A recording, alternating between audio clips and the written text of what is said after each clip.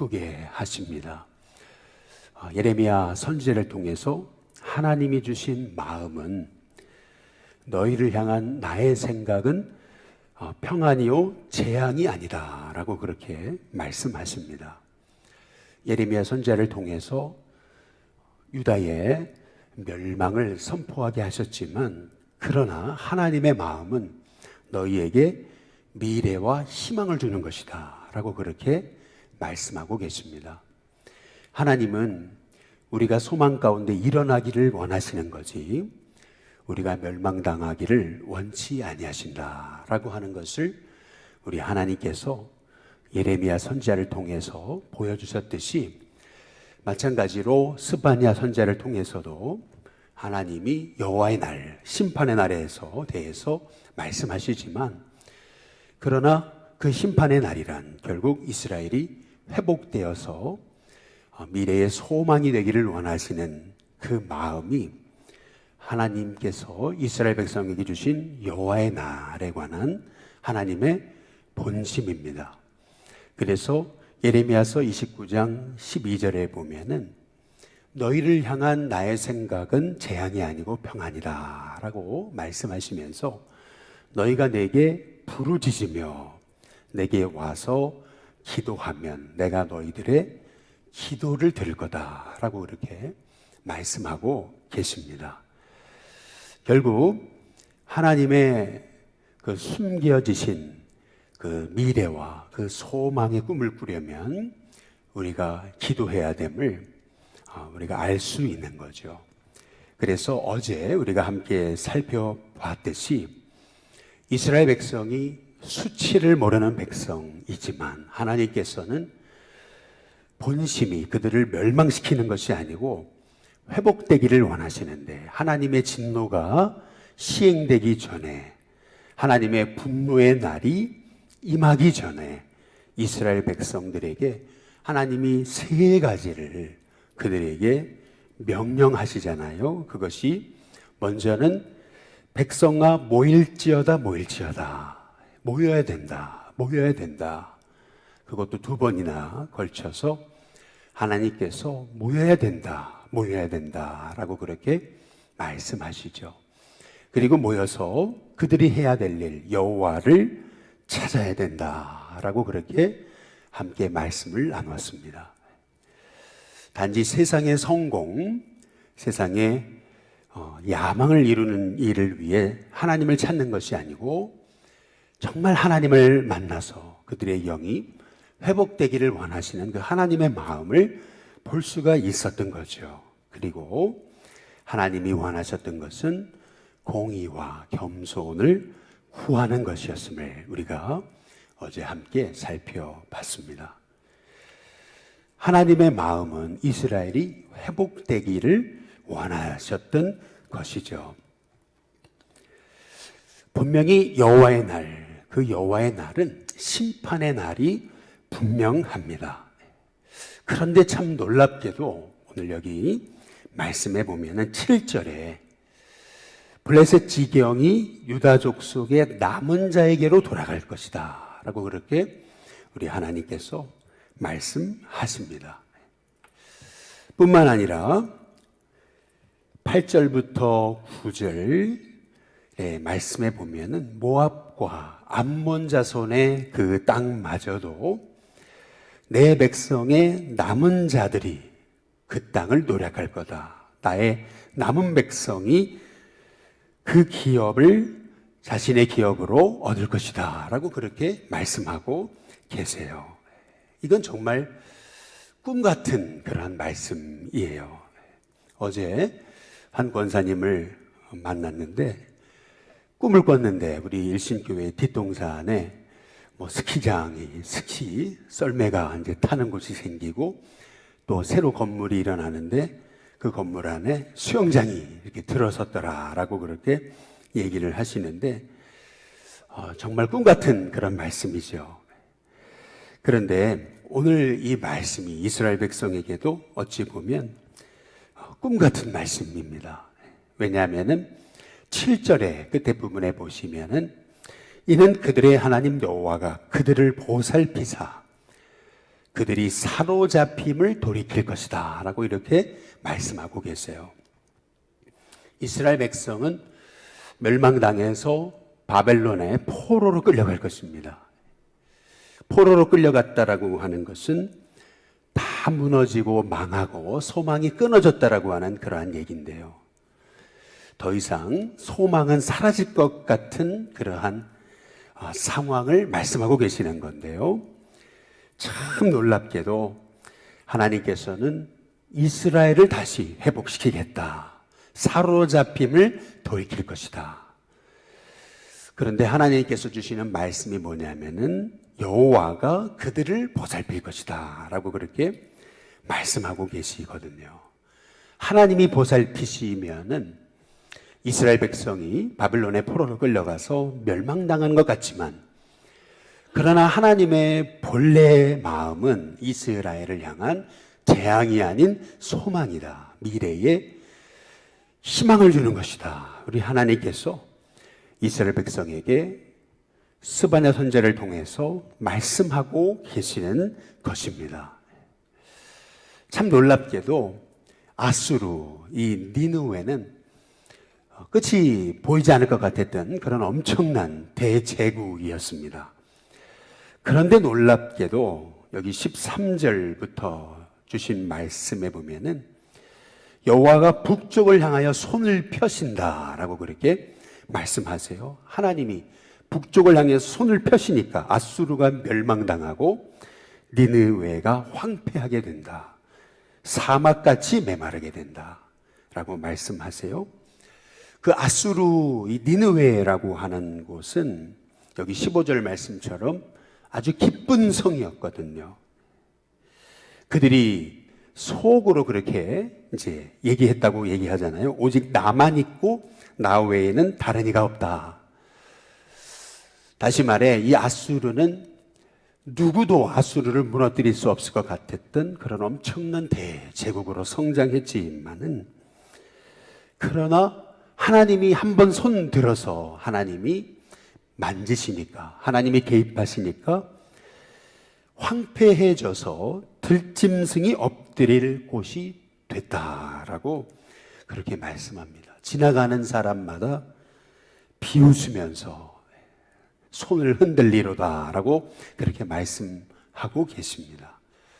하나님이 한번 손 드시니까 무너지지 않을 것 같았던 그 니느웨, 아수르 땅도 한순간에 적막하고 황폐한 곳으로 바뀌어지고 말았다라고 하는 얘기입니다. 그들의 백성이 나만 있고 나 외에는 다른 이가 없다 할 정도로 그렇게 엄청난 대제국을 이루었어도 하나님이 한 번 손들어서 치시니까 그들이 언제 거기 있었냐는 듯이 말이죠. 실제 역사가 니느웨라는 곳이 흔적도 없이 그렇게 역사의 뒤안길로 사라진 그러한 땅이 되고 말았던 것 아니겠어요? 대신 하나님께서는 오늘 약속하신 대로 이스라엘, 이 유다 백성들이 꿈만같이 여겼던 그런 일을 하나님께서 이루시거든요. 고레스의 칙령으로 이스라엘이 본국으로 돌아가요. 그리고 그들의 고토를 회복하게 되는데, 오늘 스바냐 선지자가 말한 대로 말이죠. 블레셋 땅이 유다의 지경이 되고 유다의 남은 자에게로 돌아가고 모압과 암몬 자손의 땅이 하나님의 백성의 남은 자들의 소유가 된다. 하나님이 그 말씀대로 그대로 이루어 가셨던 것을 우리는 역사를 통해서 분명히 볼 수 있었던 거거든요. 오늘 말씀에서 우리가 주목해 봐야 되는 것은 스바냐서 2장 5절에 있는 말씀입니다. 스바냐 2장 5절에 보면 해변 주민 그렛 족속에게 화 있을진저 블레셋 사람의 땅 가나안아. 그 다음에 주신 말씀에 보면 여호와의 말씀이 너희를 친다라고 그렇게 말씀하십니다. 당시 해변국가, 도시국가로 그렇게 성장해서 이스라엘의 끊임없는 그러한 적이 되고 원수가 되었던 그 블레셋 땅을 하나님의 말씀이 그들을 친다라고 그렇게 말씀하십니다. 다시 말해서 하나님의 말씀대로 이 모든 심판이 시행된다라고 하시는 그런 말씀입니다. 분명히 유다가 멸망당하고 고통당할 때 그들은 소망이 짓밟히는 것 같고, 그리고 더 이상 희망도 꿈도 미래도 없는 것처럼 보였는데 하나님의 마음은 그것이 아니었다라고 하는 겁니다. 그렇게 수치를 모르고 불순종하고 거짓되고 포악이 가득한 그러한 이스라엘이었지만, 하나님의 마음은 그들이 회복돼서 멸망 가운데 그들이 사라진 것 같았지만, 그러나 하나님은 고난을 통해서 그들을 회복시키심을 통해서 하나님이 다시 그 땅에 소망이 되는 인생으로 그들을 세우기를 원하셨던 것, 그것이 우리 하나님의 마음이라는 거죠. 그래서 하나님이 이스라엘을 얼마나 잠잠히 사랑하시는지요, 얼마나 그들을 보고 기뻐하시는지, 그것이 하나님의 본심이시다라고 하는 겁니다. 여호와의 날, 그날은 심판의 날, 분노의 날, 진노의 날이지만, 그러나 하나님이 원하시는 것, 그것은 그들이 회복돼서 다시 모여들고, 그리고 하나님을 찾고 공의와 겸손을 구하는 그러한 하나님의 종으로 다시 일어나기를 원하시는 것이 우리 하나님의 마음임을 우리가 스바냐서를 통해서 우리가 깨닫게 되는 거죠. 그것이 동시대에 활동했던 예레미야 선지자의 입술을 통해 선포되었던 하나님의 말씀이기도 한 거예요. 너희를 향한 나의 생각을 내가 하나니 평안이요 재앙이 아니다. 너희에게 미래와 희망을 주는 것이다. 그러므로 너희는 내게 와서 부르짖어라. 나를 찾고 찾으면 나를 만난다. 우리 하나님께서 말씀하고 계시는 거죠. 나를 찾고 찾으면 나를 만난다. 그래서 스바냐서 2장의 3절의 말씀에도 정말 하나님의 규례를 지키는 겸손한 백성이라면은 여호와를 찾아라 라고 그렇게 말씀하고 계십니다. 우리가 붙들어야 되는 것은 어떤 세상의 문제와 환경이 아닌 거죠. 우리가 붙들어야 되는 것은 하나님의 말씀이에요. 오늘 여기 오전의 말씀처럼 이 블레셋 땅들, 가사, 아스글론, 아스돗, 에그론, 이 모든 땅이 엄청난 도시국가를 이루고 그 해변 도시로서 엄청난 발전을 이루고 갔고, 이스라엘은 멸망당하는 것처럼 보여도 하나님은 하나님의 말씀으로 그들을 친다라고 그렇게 말씀하시잖아요. 결국 풀은 마르고 꽃은 시들지만 오직 하나님의 말씀만이 서게 되는 줄로 우리가 믿고, 오늘 스바냐 선지를 통해서 우리는 하나님의 마음을 읽어야 되는 거죠. 2장 1절 말씀처럼 그들이 수치를 모르는 그런 백성이지만, 하나님의 백성이 하나님의 백성답지 않게 우상을 섬기고 거짓되고, 그리고 하나님을 섬기지 않는 그것 자체가 수치를 모른다는 거죠. 하나님의 백성이 말씀 잃어버리고 기도 잃어버리고 예배를 잃어버리고 하나님의 뜻을 잃어버린 것 자체가 수치를 모르는 그러한 백성의 모습인데, 그럼에도 불구하고 하나님은 그들에게 다시금 너희가 회복되기 원한다. 너희를 향한 나의 생각은 재앙이 아니다. 너희를 향한 나의 생각은 미래와 희망을 주는 것이다. 하나님께서 말씀하시면서 그들을 초청하시기를 모일지어다 모일지어다, 여호와를 찾을지어다 찾을지어다, 공의와 겸손을 구할지어다 구할지어다, 우리에게 말씀하고 계십니다. 오늘 이 새벽에 하나님께서 이스라엘 백성을 치셔서 그래서 사로잡혀 바벨론으로 끌려가게 하시는 것처럼 보이지만, 그러나 하나님의 마음은 그 땅 백성, 남은 백성들이 그 하나님의 땅을 차지하고 그 남은 백성들이 하나님의 영광을 드러내기를 원하시는 것이 하나님의 마음이라는 것을 우리가 깨닫고, 여전히 잠잠히 우리를 사랑하시는 하나님, 우리를 보고 기뻐하시는 하나님, 우리를 보고 즐거이 찬송 부르시는 하나님, 그 하나님이 나의 하나님이심을 우리가 믿으면서 오늘 이 새벽에 하나님이 예레미야 선지자를 통해 주신 하나님의 음성, 너희가 나를 찾고 찾으면 나를 만난다. 그것이 하나님의 마음이다. 내게 와서 부르짖어라 라고 하신 그 하나님의 말씀을 따라서 오늘 이 새벽에 하나님이 그 백성 다시 회복되기를 원하시는 그 마음이 하나님의 마음임을 깨닫고 오늘 이 스바냐 선지자를 통해 주신 모일지어다 여호와를 찾을지어다 공의와 겸손을 구할지어다. 오직 하나님만이 우리의 소망이심을 깨달은 사람, 그 사람이 겸손한 사람 아니겠어요?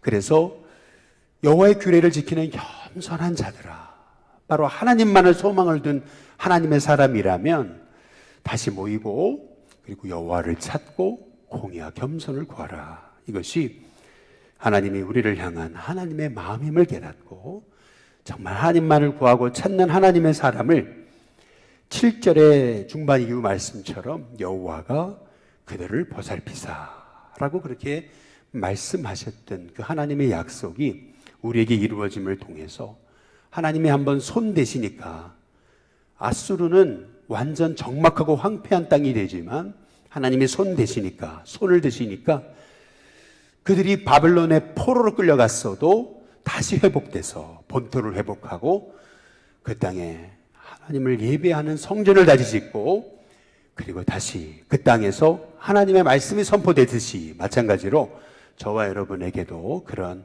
하나님의 회복하시는 은혜가 있게 됨을 믿으면서 오늘도 하나님 다시금 하나님 바라보게 하시고 모여들게 하시고 하나님 찾게 하시고 공의와 겸손을 구하는 하나님의 종 되게 하옵소서 기도할 수 있는 저와 여러분이 될 수 있기를 주님의 이름으로 축복합니다. 우리 585장 우리 함께 찬양 부르겠습니다. 585장